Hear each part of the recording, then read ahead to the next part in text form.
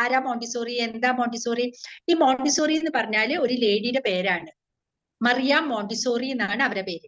അവരൊരു 120 years back, ഒരു 120 കൊല്ലങ്ങൾക്ക് മുമ്പ് ഇറ്റലിയിൽ ജീവിച്ച ഒരു ഡോക്ടറാണ് മറിയ മോണ്ടിസോറി എന്ന് പറഞ്ഞിട്ട്.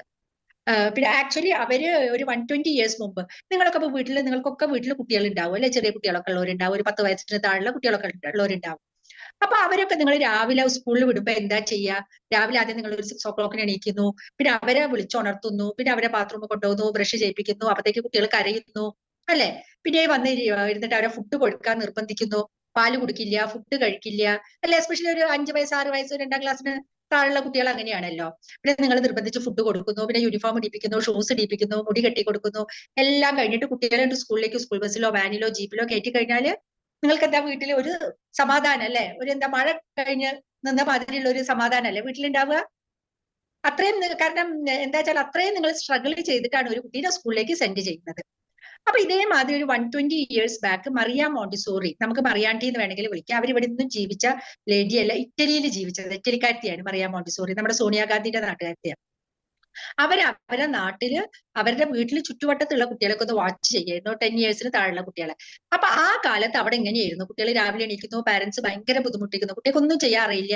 കുട്ടികളെ ഒരുക്കി സ്കൂളിലേക്ക് വിടുന്നത് പാരന്റ്സ് ആണ്. ഭയങ്കര സ്ട്രഗിൾ ചെയ്തിട്ടാണ് അവർ, കുട്ടികളൊന്നും കേൾക്കില്ല. പിന്നെ സ്കൂളിൽ ചെന്നാൽ അവർ പഠിക്കുക, തിരിച്ചു വരിക, തിരിച്ചു വന്ന പാരന്റ്സ് ഇരുത്തി പഠിപ്പിക്കുക, റൈറ്റ് ചെയ്യിക്കുക, പിറ്റേ ദിവസം എക്സാം, പിന്നെയും അങ്ങനെയായിട്ട് അതൊക്കെ കണ്ടപ്പോൾ മറിയ മോണ്ടിസോറി വിചാരിച്ചു ഈ എഡ്യൂക്കേഷൻ സിസ്റ്റം, എസ്പെഷ്യലി ചെറിയ കുട്ടികളുടെ എഡ്യൂക്കേഷൻ സിസ്റ്റം ഒന്ന് കംപ്ലീറ്റ് മാറ്റണം എന്നുള്ളത്. കംപ്ലീറ്റ് മാറ്റിയിട്ട് എന്തെങ്കിലും ഒരു കുട്ടികളെ കുറച്ചും കൂടി ഇൻഡിപെൻഡന്റ് ആക്കിയിട്ട് അവർക്ക് ആ എഡ്യൂക്കേഷനോട് സ്കൂളിൽ പോകാൻ ഒരു ഇഷ്ടം തോന്നുന്ന വിധത്തിൽ ഒരു എഡ്യൂക്കേഷൻ സിസ്റ്റം ഉണ്ടാക്കണം എന്ന് മറിയ മോണ്ടിസോറി ഒരുപാട് കാലം ആലോചിച്ചു. ഒരു 5-6 കൊല്ലം കുറെ റിസർച്ച് ഒക്കെ നടത്തി, ഒരുപാട് റിസർച്ച് ഒക്കെ നടത്തിയിട്ട് അവരൊരു പുതിയൊരു എഡ്യൂക്കേഷൻ സിസ്റ്റം കണ്ടുപിടിച്ചു. അതാണ് ഈ മോണ്ടിസോറി എഡ്യൂക്കേഷൻ സിസ്റ്റം എന്ന് പറയുന്നത്. അപ്പൊ അതെങ്ങനെയാന്ന് വെച്ചാൽ കുട്ടികൾ കുറച്ചും കൂടി ഇൻഡിപെൻഡന്റ് ആവണം, അവരുടെ കാര്യങ്ങൾ ഒറ്റയ്ക്ക് ചെയ്യണം, ഇൻഡിപെൻഡന്റ് ആവണം, കുട്ടികൾക്ക് ഫ്രീഡം കൊടുക്കണം. അപ്പൊ അതിന് വേണ്ടിയിട്ട് മറിയ മോണ്ടിസോറി ഒരുപാട് മോണ്ടിസോറി മെറ്റീരിയൽസ് ഒക്കെ കണ്ടുപിടിച്ചു. ഒരുപാട് മോണ്ടിസോറി മെറ്റീരിയൽസ് ഉണ്ടല്ലോ, അതൊക്കെ ഉണ്ടാക്കി ഓരോ സബ്ജക്ട് പഠിക്കാനും, ഇപ്പൊ മാത്സിൽ നമ്പേഴ്സ് പഠിക്കാൻ, ഇംഗ്ലീഷിൽ ലെറ്റേഴ്സ് പഠിക്കാൻ, അല്ലെങ്കിൽ EVS കളേഴ്സ് പഠിക്കാനൊക്കെ ഒരുപാട് മോണ്ടിസോറി മെറ്റീരിയൽസ് ഉണ്ട്. ആ മെറ്റീരിയൽസ് യൂസ് ചെയ്തിട്ട് കുട്ടികൾക്ക് ഒരു ഇൻട്രസ്റ്റ് വരുന്ന വിധത്തിൽ കുട്ടികളെ പഠിപ്പിക്കുക. അങ്ങനെ അവരുടെ എഡ്യൂക്കേഷൻ സിസ്റ്റം കൊണ്ടുവന്നു. അങ്ങനെ അത് ഇറ്റലിയില്, US UK ഒരുപാട് സ്ഥലത്ത് ആ സിസ്റ്റം ഭയങ്കര സക്സസ്ഫുൾ ആയി. പിന്നെ അത് കഴിഞ്ഞിട്ട് മെല്ലെ ഇന്ത്യയിലേക്ക് വന്നു. 1954 തോന്നുന്നു അത് ഇന്ത്യയിലേക്ക് വന്നു. പിന്നെ ഇന്ത്യയിലും ഒരുപാട് സ്ഥലത്ത്, കേരളത്തിലായാലും പുറത്തായാലും ഒക്കെ ഈ മോണ്ടിസോറി സിസ്റ്റത്തിലുള്ള സ്കൂളാണുള്ളത്. അവിടെ പഠിച്ചു കഴിഞ്ഞാൽ കുട്ടികൾ ഒന്നും കൂടി ഇൻഡിപെൻഡന്റ് ആവും, ഒറ്റയ്ക്ക് അവരെ കാര്യങ്ങൾ ചെയ്യാൻ പഠിക്കും. ഇപ്പൊ ഒരു എക്സാമ്പിൾ പറയുകയാണെങ്കിൽ അവർ കളിച്ചു കഴിഞ്ഞാൽ അവരെ ടോയ്സ് ഒക്കെ അവരെ ഒറ്റയ്ക്ക് പാക്ക് ചെയ്തിട്ട് കബേർഡിൽ എടുത്ത് വെക്കുക, അങ്ങനത്തെ കാര്യങ്ങളൊക്കെ ഉണ്ടല്ലോ, അതൊക്കെ ഈ മോണ്ടിസോറി സിസ്റ്റത്തിൽ പഠിക്കുന്നുണ്ട്. ഈ റൈറ്റ് എല്ലാത്തിനും ഒരു സ്പെഷ്യലാണ് അവരെ. പിന്നെ കുറെയൊക്കെ ഔട്ട് സൈഡ് ഒരു 1 hour ക്ലാസ്സിൽ ഇരുന്ന് പഠിച്ചു കഴിഞ്ഞാൽ 1 hour പുറത്ത് പോയിട്ട് അവരെ കളിപ്പിക്കുക.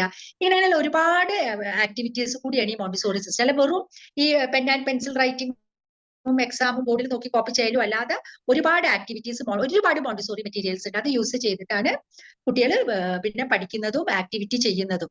അപ്പൊ അത് കാരണം അവർ ഒരുപാട് ഇൻഡിപെൻഡന്റ് ആയി, വീട്ടിൽ പാരന്റ്സിന് ഒരുപാട് സമാധാനമായി.